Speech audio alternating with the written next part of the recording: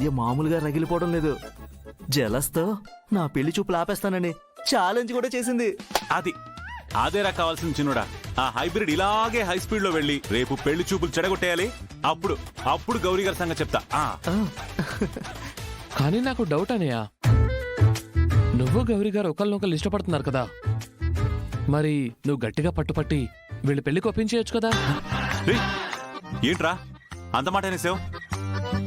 మేమిద్దరం ఒకరినొకరు ఇష్టపడ్డం ఏంటి? మేమిద్దరం ఐ లవ్ యూ చెప్పుకుంటుంటే నువ్వు చూసావా, విన్నావా?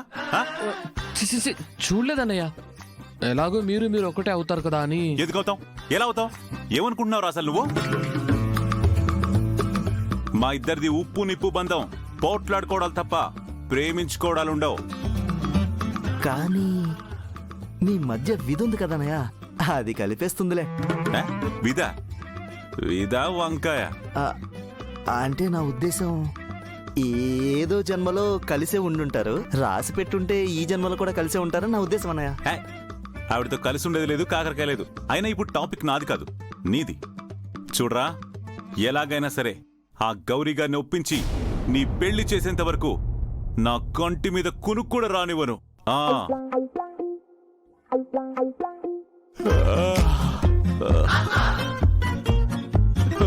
సరేరా చిన్నోడా, నిద్ర వస్తుంది, పడుకుంటా. Good night. మిగతా విషయాలు ఏమైనా ఉంటే రేపు పొద్దున మాట్లాడుకుందాం. అదేంట్రా అన్నయ్య నిద్రపోను అని ఆవలిస్తున్నాడు? ఓకేరా చిన్నోడా, ఆల్ ది బెస్ట్. రే, ఆ కంటదడేంట్రా? కడుపు మంటరా? కడుపు మంట ఆవిరై కన్నీళ్ళలా బయటకు వస్తుంది. ఎందుకురా? అయ్యో,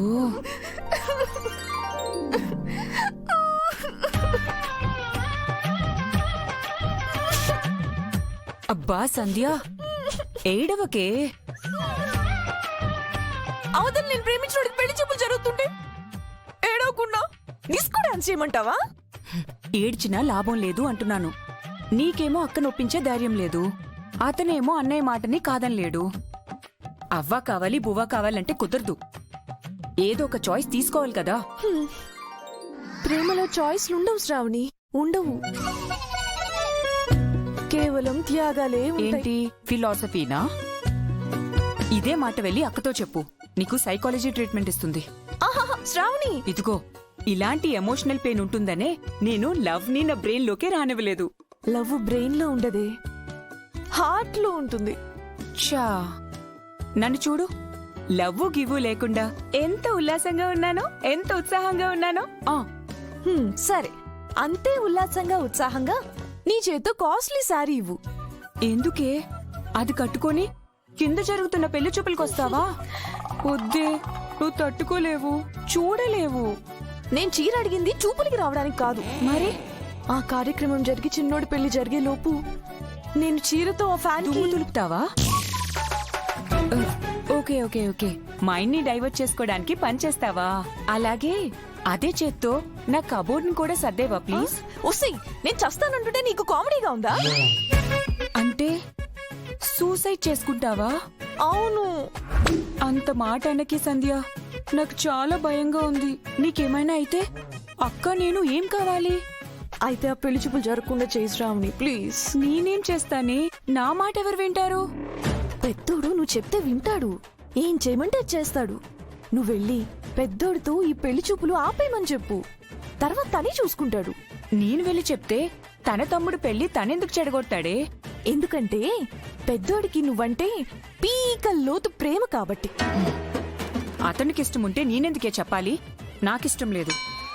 నా కోసం ఇష్టం ఉన్నట్టు నటించువే ప్లీజ్ శ్రావణి, ప్లీజ్. లేదంటే చీర ఫ్యాన్. ఓదోదోదు, నువ్వు చీరకి ఫ్యాన్ కి దూరంగా ఉండు, నేనే ఏదో ఒకటి చేస్తాను, సరేనా? Thank you Shravani, thank you so much. సరే. నేను అనవసరంగా నోరిప్పను. నోరిప్పి డైలాగ్ చెప్పారంటే పేమెంట్ సెపరేట్ గా ఉంటుంది. ఈ పంతులేమో ఎక్స్ట్రా పేమెంట్ ఇవ్వాల్సి వస్తుందని నీకు నో డైలాగ్స్, జస్ట్ సిగ్గుపడుతూ సైలెంట్ గా కూర్చోమన్నాడు. నేను అదే చేస్తున్నా.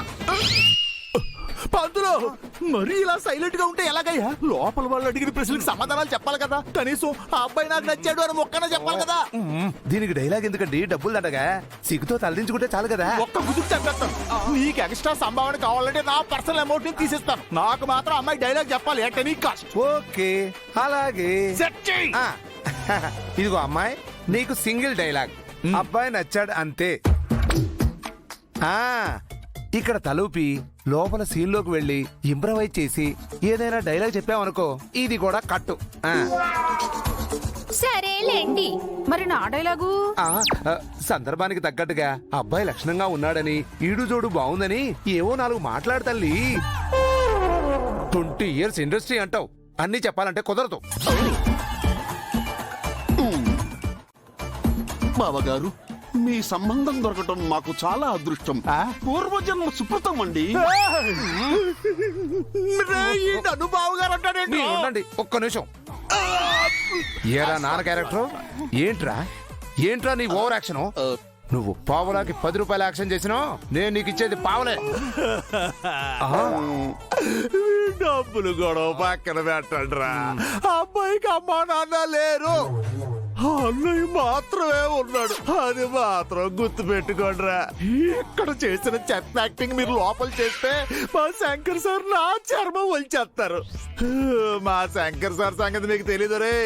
తేడాలు వస్తే తెరలు సిరిగిపోతాయి. అక్కడ దాకా రానికుండా నేను చూసుకుంటానండి. మీరు పదండి. ఏం చూసుకుంటావో ఏంటో, నాకు భవిష్యత్తు అంతా అర్థం బద్దం లేకుండా కనబడుతుంది. ఇంకా చూస్తున్నావేట్రా, తగలడు. అలాగే. మీకు సపరేట్ గా చెప్పాలా? తగలడండి. కర్మ